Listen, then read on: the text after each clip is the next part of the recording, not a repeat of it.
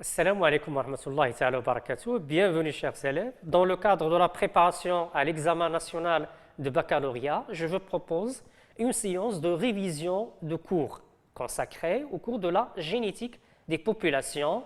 Alors ce cours qui entre dans le programme qui constitue la quatrième unité du programme de sciences de la vie de la Terre pour la deuxième année de baccalauréat, section sciences expérimentales, option sciences de la vie de la Terre, et qui constitue aussi le deuxième chapitre de la deuxième unité dans le programme de sciences de la vie de la Terre pour la section sciences mathématiques, option sciences mathématiques A. Avant de commencer, je vous propose de revoir ensemble quels sont les objectifs que vous êtes censés de les atteindre par ce cours, à travers ce cours. Donc, premièrement, définir la notion de population et déterminer ses caractéristiques. Définir la notion du pôle génique d'une population, connaître et appliquer la loi d'équilibre de Hardy-Weinberg à une population théorique idéale, étudier les facteurs de variation de la population, à savoir les mutations, la sélection naturelle, la dérive génétique et la migration à travers la mise en évidence de leurs influences sur la structure génétique et l'équilibre d'une population. Ces influences sont déduites à partir de la variation des fréquences d'allèles de génération en génération.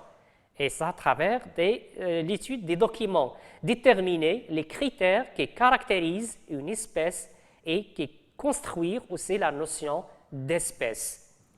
Pour entamer la génétique de population, souvenez-vous qu'il vient après l'étude de la génétique mendélienne. Et comme vous le savez, donc, la génétique mendélienne s'intéresse à l'étude des croisements. Donc, ce sont des croisements qui sont contrôlés entre les parents, une femelle et un mâle, et on obtient un descendant avec des fréquences qui sont un quart, un demi, un quart. Les un quart pour les homozygotes et un demi pour l'hétérozygote. Alors que pour la génétique des populations, on s'intéresse à l'étude des populations.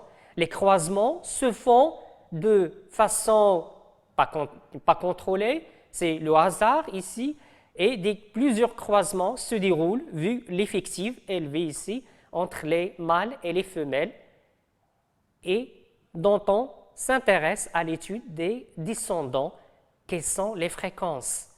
Donc ici, c'est d'étudier les proportions des génotypes au sein d'un ensemble d'individus. Ici, de croisement non contrôlé, on parle de panmixie. Et c'est pour cela l'objectif de la génétique de population. Donc la génétique est une branche, c'est quoi, de la génétique qui étudie la distribution et les variations de fréquences des allèles et des génotypes au sein des populations d'êtres vivants soumis à des pressions évolutives variées. Elle a trois principaux objectifs.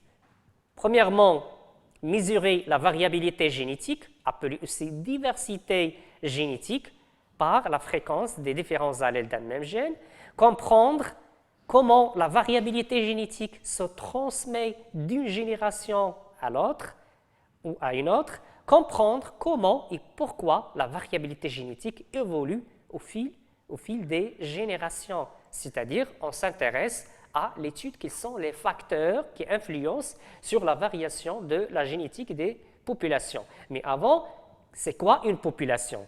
Comme vous voyez ici, une population, on a symbolisé, après l'exemple ici des oiseaux, pour symboliser ici, donc un ensemble d'individus délimité, il y a une limite ici, c'est une aire de répartition qui occupe une aire de répartition. Ces individus sont de sexes différents, des mâles et des femelles, et qui subit qu'il y a soit entrée d'individus, soit qu'il y a sortie d'individus, perte d'individus. Donc c'est un ensemble d'individus qui occupent le même milieu et qui partagent les mêmes caractères, la même morphologie. Ce sont des individus appartenant à la même espèce. Et ainsi, on définit la population comme étant un ensemble d'individus de la même espèce qui occupent le même milieu et qui peuvent se croiser entre eux. Et qui se croisent entre eux. Quelles sont les caractéristiques de cette population? Donc, on revient au même document. Donc, les caractéristiques, comme vous voyez dans le document ici, donc il y a des entrées et des sorties. C'est une structure qu'on dit dynamique, entrée et perte d'individus. L'entrée par les naissances, par la migration vers l'extérieur, et il y a des pertes aussi par les décès et par la migration des individus vers cette population. Deuxième caractéristique aussi, la diversité génétique. Il y a une diversité génétique c'est l'ensemble de l'information génétique qui donne ses caractères. Quand on parle de l'information génétique, on parle ici des génotypes et des allèles qui constituent le pôle génique. On va s'intéresser à l'étude de la structure. C'est quoi la structure génétique? Donc, comme vous voyez ici, donc, la structure génétique de la population, je vous propose une population, P ici. On s'intéresse à l'étude des fréquences. Donc, lorsqu'on veut étudier la structure génétique, donc, on s'intéresse aux fréquences, aux phénotypes, aux génotypes et aux allèles. Les phénotypes ici, comment peut-on calculer la fréquence? C'est le nombre d'individus porteurs de ce phénotype, ici, c'est phénotype, sur le nombre total des individus. Si on veut étudier ici les fréquences phénotypiques, rappelez-vous bien, donc ici on a deux phénotypes, à savoir le phénotype grand A et le phénotype petit a. Pour le phénotype grand A, on le voit ici, chez ces individus. On compte ici un ensemble, il y a 9 individus parmi 11 qui est le total de cette population. Donc 9 sur 11, c'est la fréquence de phénotype grand A. Maintenant, petit a, ce sont ces deux phénotypes, ces deux individus ayant ce phénotype. Et donc, on note ici f petit a égale à 2 sur 11. Aussi, on s'intéresse à fréquence phénotypique, génotypique, pardon. Pour la fréquence génotypique, c'est le nombre d'individus porteurs de ce génotype sur le nombre total des individus. Quels sont les génotypes ici? Donc, on a pris l'exemple grand A, petit a. Donc, évidemment, il y a 3. Grand A, petit a et petit a. On symbolise ici la fréquence grand A, par grand D, dominant. La fréquence grand A, petit a, H, hétérozygote, et la fréquence petit a, récessif, grand R. Donc, F grand A, donc, comment? On a ici 1, 2, 3, 4, 5. Donc, 5 individus ont le génotype grand A. Et donc, on met ici 5 parmi 11, 5 sur 11. Même chose, grand A, petit a, on a ici 4. Donc, on met 4 sur 11. Qu'est-ce qu'il reste? Troisième génotype, c'est petit a. On met F petit a égale à 2 sur 11. Aussi, on s'intéresse à fréquence allélique. Quelles sont les fréquences alléliques ici? C'est comment peut-on calculer sur le nombre de cet allèle sur le nombre total des allèles. Combien d'allèles ici? On a 2. L'allèle grand A et l'allèle petit a. On symbolise toujours, on note pour l'allèle grand A, l'allèle dominant, par P, égale à la fréquence de grand A plus 1,5 la fréquence d'hétérozygote, c'est-à-dire D plus 1,5 H. Même chose pour la fréquence de l'allèle récessif Q, égale la fréquence petit a. C'est la fréquence de homozygote plus 1,5 la fréquence de l'hétérozygote grand A petit a, c'est-à-dire R plus 1,5 H, puisqu'on a seulement 2 allèles, donc la somme de fréquences de ces 2 allèles égale à 1.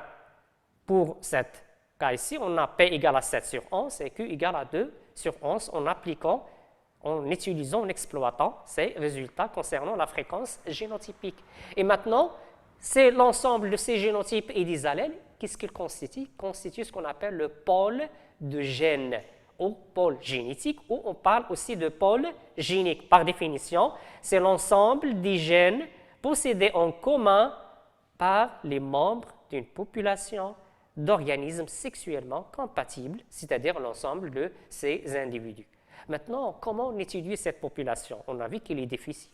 C'est pour cela les travaux de 2 chercheurs qui sont Hardy et Wimberg qui ont proposé une loi pour étudier, pour caractériser la population. Mais vu que la population qui est dynamique, n'est pas stable, difficile à contrôler, ils ont supposé travailler sur une population idéale. C'est une population idéale qui est théorique, pas réelle. Quels sont les critères de cette population? Elle doit être une population à effectivement infiniment grand, une population d'organismes diploïdes à reproduction sexuée. Les croisements sont aléatoires entre individus, ce qu'on appelle le système de pans mixés, se font au hasard, les croisements. Une population à génération non chevauchante, ça veut dire quoi? Aucun croisement entre individus de générations différentes ne se fait. Absence de flux dû aux migrations, il n'y a pas d'immigration, population génétiquement dit fermée. Absence de sélection naturelle, les individus ont la même capacité à se reproduire et donner une descendance capable de survivre, et absence de mutation et d'anomalies chromosomiques. Mais quel est l'énoncé? Qu'est-ce qu'il dit cette loi? Voyez-vous, ce sont les principaux critères d'une population idéale théorique. Maintenant, la loi, qu'est-ce qu'il dit? C'est que les fréquences des allèles et les fréquences des génotypes de la population restent toujours constantes dans une population idéale. Les fréquences génotypiques et alléliques restent constantes d'une génération à l'autre. Et on dit que la population est en équilibre. Elle est en équilibre. Et on les qualifie aussi. On dit qu'il y a, supposons pour un exemple de deux allèles grand A, petit a, pour les trois génotypes, grand A, une fréquence de P carré, grand A, petit a, fréquence de 2PQ, et petit a, fréquence de Q au carré.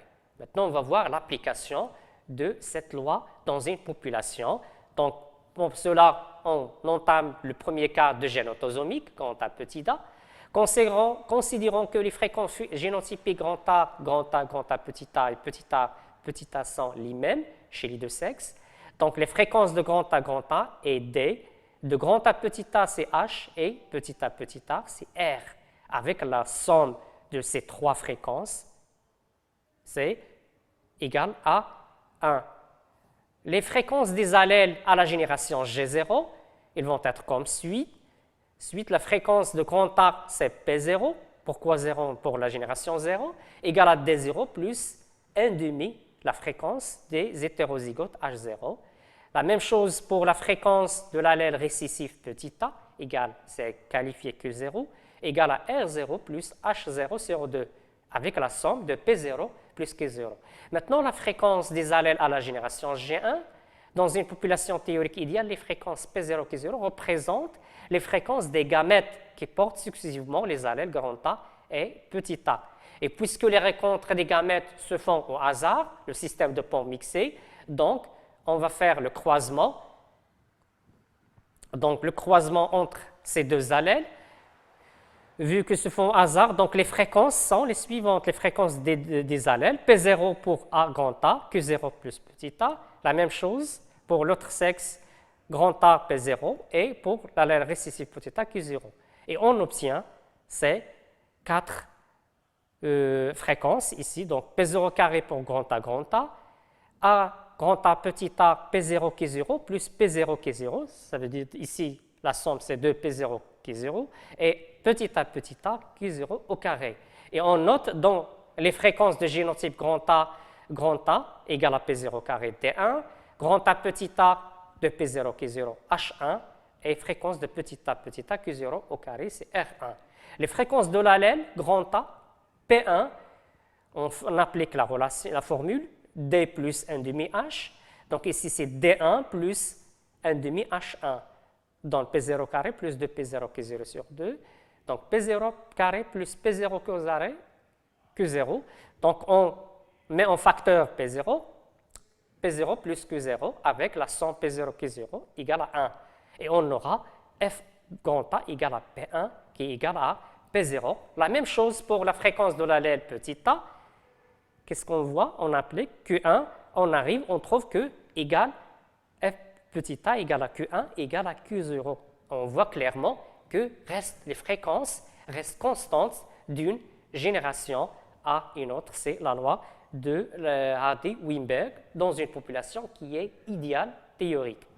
Maintenant, on va voir un exemple, soit un échantillon aléatoire de 700 individus d'une population de pois constitué de deux variétés, l'une du phénotype dominant, fleur rouge, et l'autre phénotype récessif, fleur blanche.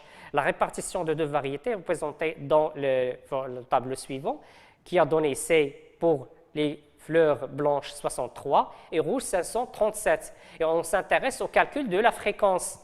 Les fréquences chez la population mère, grand R, donc on symbolise pour l'allèle dominant P et pour l'allèle récessif Q. Et on note pour les fréquences génotypiques grand R, P carré, grand R, petit p de PQ et petit b, Q carré. Les fréquences des génotypes, on applique la formule et on trouve c'est calcul de la fréquence de l'allèle, on trouve pour la fréquence de B égale à Q, égale à la racine carrée de Q carré. Donc pour calculer le Q, on l'estime, vu que pour le génotype récessif, la fréquence phénotypique égale à la fréquence génotypique. Donc f petit b, c'est la même fréquence de petit p ici, 63 sur la somme qui est de 700. Et donc, égale à q carré égale à 0,09. Donc, on déduit dans ce cas q. Toujours, c'est facilement, on peut le calculer. Q égale racine carrée de 0,09, c'est égal à 0,3. Et pour calculer p, on déduit à partir de l'utilisation de la formule p plus q égale à 1. Donc, p égale à 1 moins q égale à 0,7. On veut calculer la fréquence des homozygotes.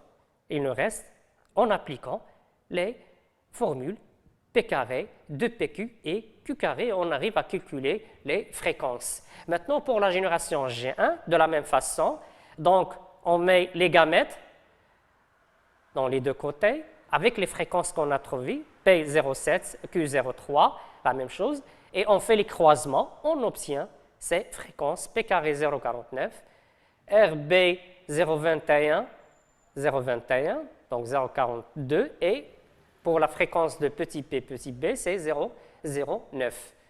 Maintenant, pour un autre cas de codominance, on se demande comment vérifier les valeurs. C'est par un test de conformité. Comme vous voyez, un test de conformité qui permet de mettre en évidence est-ce qu'une population est en équilibre ou non, est-ce que les valeurs sont les mêmes.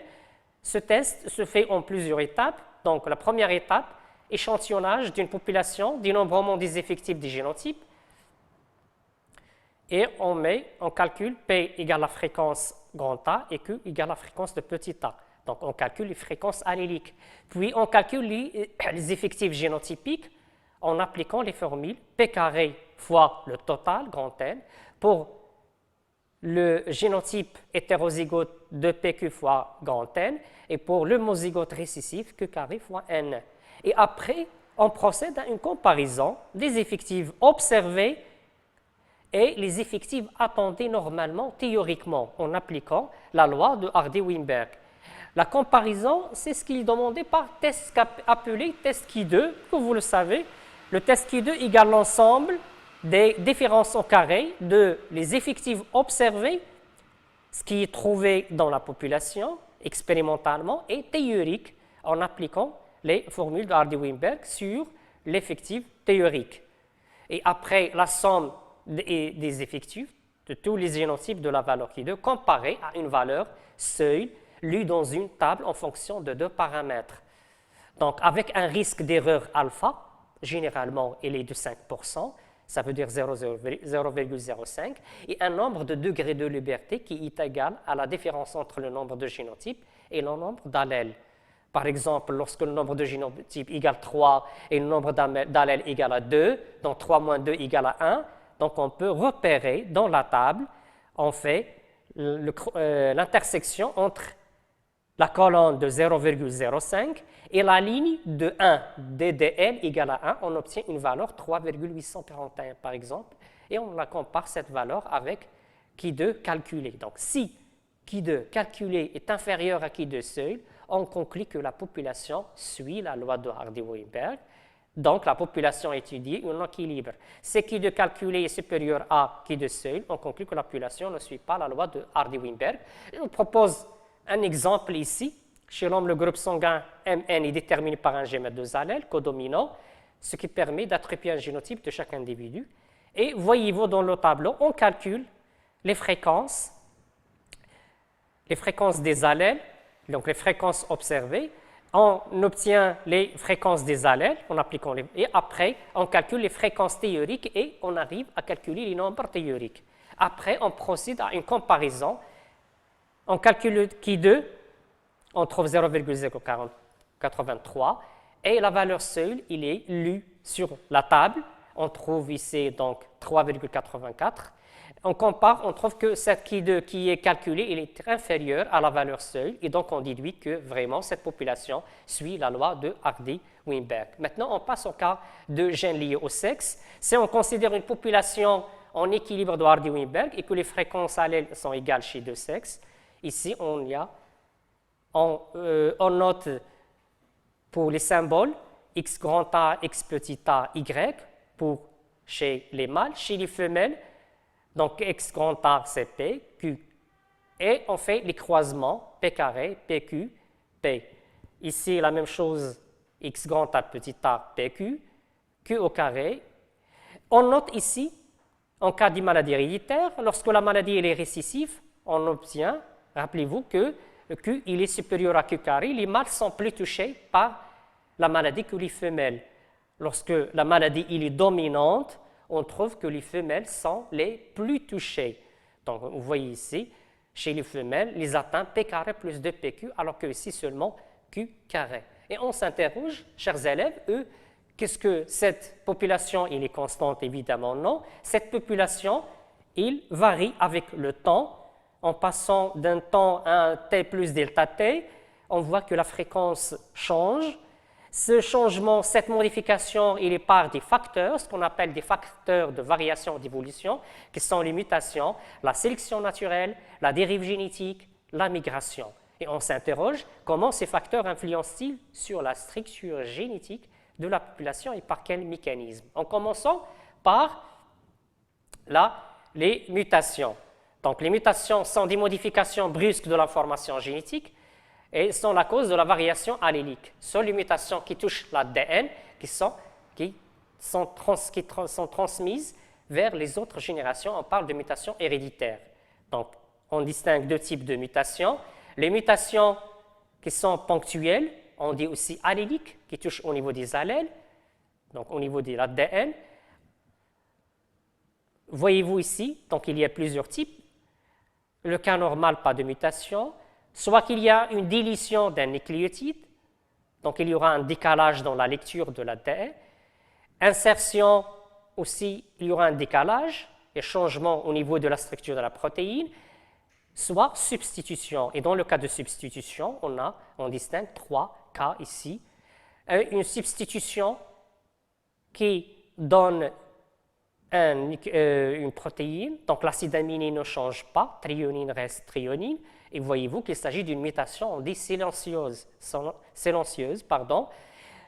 qu'il y a un changement de l'acide aminé, une mutation faux sens, soit que la mutation va donner, par exemple ici, UGA, c'est stop, c'est codon stop, et l'arrêt de la traduction, c'est une mutation non-sens. Et on note ici qu'il y a trois types de mutations, les mutations silencieuses, mutations non-sens et mutations faux sens. Quel est l'impact, quelle est l'influence de mutations sur la structure de la population? Voyez-vous ici, je vous propose un tableau qui montre l'exemple chez certains organismes, le taux de mutation ponctuel. On voit ici que le taux de mutation, ici, 2,5 10 puissance moins 9, la proportion de la mutation. Chez la bactérie Escherichia coli, 2 10 puissance moins 8, 2,9 10 puissance moins 4. Donc, voyez-vous que le taux, l'événement de la mutation, il est très rare. On note ici la fréquence de mutation est très faible et son influence sur la variation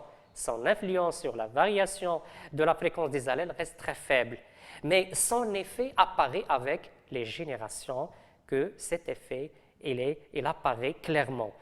Quel est l'impact de cette influence? Je vous propose de voir ce document ici. Donc, supposons ici une population la fréquence grande taille CP 0,5, Q égale à 0,5. Mais suite à une mutation, voyez-vous ici grand A, va se transformer en petit a suite à une mutation, muté en petit a. On voit ici qu'il y a changement de modification 0,45, 0,55. Il y a un changement et on note que les mutations ponctuelles constituent le mécanisme génétique pouvant créer de nouveaux allèles, participant ainsi à la diversité de pôles génétiques des populations. Souvenez-vous bien ça, donc il augmente la diversité génétique en donnant aussi des nouveaux allèles. Maintenant, voir les deuxièmes types de mutations, ce sont les mutations chromosomiques, comme vous voyez. Les mutations chromosomiques, on note ici soit modification de la structure des chromosomes, soit modification du nombre des chromosomes. La structure, soit il y a translocation, une partie qui passe d'un chromosome à un autre, duplication d'une partie, il y a une partie ici, on a deux, se duplique, délition, élimination, ou inversion, A, B, C, ici C, B, A. Soit il y a aussi modification de nombre de chromosomes, polyploïdé, on passe de 2 chromosomes à 4, aneuploïdé, addition d'un chromosome, ici, où il y a élimination d'un chromosome. Donc, ce sont des modifications de nombre ou de la structure des chromosomes affectant une partie d'un gène ou un gène en entier ou un chromosome. Ils peuvent entraîner une maladie génétique ou la mort. Maintenant, on passe à un deuxième type de facteur. Deuxième facteur, c'est la sélection naturelle. Par définition, c'est le trait effectué par les conditions de l'environnement en faveur des formes les plus aptes à survivre et à se reproduire. Les formes qui ne s'adaptent pas sont éliminées. Donc, souvenez-vous bien, la sélection naturelle constitue une adaptation, permet l'adaptation de l'être vivant, de l'individu, avec son milieu de vie. Et donc, il favorise certains allèles vis-à-vis d'autres. Donc, je propose ici l'exemple que vous avez étudié dans la classe, l'exemple de la phalène de Boulou, sélection naturelle. Ici, donc, deux régions, les régions qui sont polluées, qui sont obscures. Donc, les papillons qui sont clairs sont apparents aux prédateurs et donc sont éliminés par rapport aux autres. Donc, la pollution colore les troncs noirs, les papillons blancs sont facilement repérés. Les formes noires se répandent de plus en plus dans la population au détriment en faveur de la forme blanche. Et donc, les papillons qui sont de couleur ne sont pas clairs, donc vont se reproduire et leur nombre va augmenter. Donc, comme vous voyez ici, l'impact au niveau des allèles. Voyez-vous ici, les papillons clairs, donc leurs allèles diminuent, les grands C, alors que l'allèle petit c des autres papillons, la forme noire, augmente en faveur. Donc, ici, voyez-vous, la sélection favorise ces papillons au détriment des autres. Et donc, on dit ici la coloration de la phalène procède d'un déterminisme génétique monogénique et qui permet à l'adaptation de ces individus. Maintenant, on va voir les types de sélection. Quels sont les types de sélection? Ici, la courbe, la répartition de la population d'origine. Voyez-vous ici la couleur de fourrure. Soit qu'il y a élimination d'une extrémité, l'extrême gauche ici. Donc, on parle ici d'une sélection directionnelle qui favorise les phénotypes d'une seule extrémité, une sélection divergente qui élimine l'intermédiaire et qui favorise les deux extrêmes, et aussi on a une sélection stabilisante que vous voyez, qui élimine les extrêmes, c'est-à-dire les couleurs en extrême, et qui favorise l'intermédiaire de cette population. Maintenant, on passe, chers élèves, à un troisième facteur, ce qui est la dérive génétique. C'est quoi la dérive génétique? Il consiste à une modification aléatoire de la fréquence des allèles d'une petite population au cours des générations. Elle est le résultat d'échantillonnage aléatoire des gamètes lors de la fécondation. Notez bien, échantillonnage aléatoire, un échantillon qui s'isole et qui subit une évolution pour donner une nouvelle population. L'exemple ici, on donne des lapins. Première génération, donc, un échantillon s'isole, 5 lapins se reproduisent. Voyez-vous que la fréquence change. On passe de PA, P0,5 à P0,5. 0,7. Puis, lorsque ces deux s'isolent et se reproduisent entre eux, ils donnent troisième génération et on voit que P égale à 1, alors que la fréquence petit a égale à 0 et s'élimine. Quels sont les modèles qui expliquent ça? C'est par l'effet fondateur et par goulot d'étranglement. L'effet fondateur, un échantillon s'isole et qui subit une évolution, un très petit nombre d'individus qui migrent et s'isolent. Alors que le cas de goulot d'étranglement, la population s'isole, il y aura une réduction de la population et les individus obtenus évoluent en une nouvelle population. Ici, l'exemple, le cas des catastrophes, par exemple, lors d'incendies, par exemple, ce qui reste constitue une autre population, ce qu'on appelle une dérive génétique. Et on fait des simulations en commençant par une fréquence, comme vous voyez, et il y a l'évolution du nombre. On voit que ces fréquences évoluent en un sens, favorisant un allèle et en éliminant l'autre allèle. On dit que les fréquences alléliques fluctuent au cours des générations. Ces fluctuations sont d'autant plus marquées que les populations sont de petite taille, ce qui aboutit à la fixation de certains allèles et l'élimination d'autres. Maintenant, on passe à la quatrième facteur, la migration. C'est quoi par définition? La migration au flux génique correspond aux échanges d'individus d'allèles entre populations de même espèce géographiquement séparées. Quels sont les types de migration? Soit unidirectionnelle, soit la migration multidirectionnelle. Commençons par la migration unidirectionnelle. Donc, voyez-vous ce document, à partir d'une population de continents, donc un modèle continent-île, s'isole, donc 4 individus migrent vers une autre population qu'on appelle population d'île, et puis évoluent. Donc, le flux migratoire petit m correspond à la proportion de migrants qui arrivent dans la population résidente. Et on qualifie petit m égale à petit n sur grand N plus petit m. Et si on veut calculer les fréquences des allèles dans la population résidente qui reçoivent, donc ici P1 égale à 1 moins m, P0 plus m Pn. Et notons bien qu'il évolue, finit par la structure des continuums. Maintenant, la migration multidirectionnelle, on distingue entre deux modèles. Modèle linéaire, la migration flux génique, il y a des échanges d'individus entre populations de même espèce qui sont géographiquement séparées et qui permet l'homogénéisation. Modèle insulaire, c'est il y a des îles et il y a des échanges qui se font entre les sous-populations. Qu'est-ce qu'il permet à la fin? Voyez-vous que les fréquences, par exemple de grand A, de ces 5 îles convergent vers une seule fréquence qui est moyenne ici de 0,5. Donc, selon ce modèle, une correspondance, différence de fréquence allélique diminue avec les générations. Et maintenant, on passe à la notion, à la dernière, c'est la notion de l'espèce. C'est quoi une espèce? Quels sont les critères qui définissent l'espèce? On cite les critères morphologiques qui se basent sur la ressemblance du point de vue morphologique. L'exemple ici, on note Catharus, mais sont 3 espèces différentes. On voit qu'il est insuffisante pour caractériser une espèce, d'où la recherche d'autres critères. Critères génétiques, présence de gènes communs, critères biochimiques des molécules dans l'organisme, critères physiologiques dans le fonctionnement, par exemple le dégagement de CO2, l'hémoglobine, critères égologiques liés au milieu, et parmi les principaux critères, un critère important, c'est le critère d'interfécondité qui permet de caractériser l'espèce. Selon Ernest Mayr, une espèce est une population ou un ensemble de populations dont les individus peuvent effectivement ou potentiellement se reproduire entre eux et engendrer une descendance viable et féconde dans les conditions naturelles. Chers élèves, on arrive à la fin de cette séance et je vous remercie pour votre attention.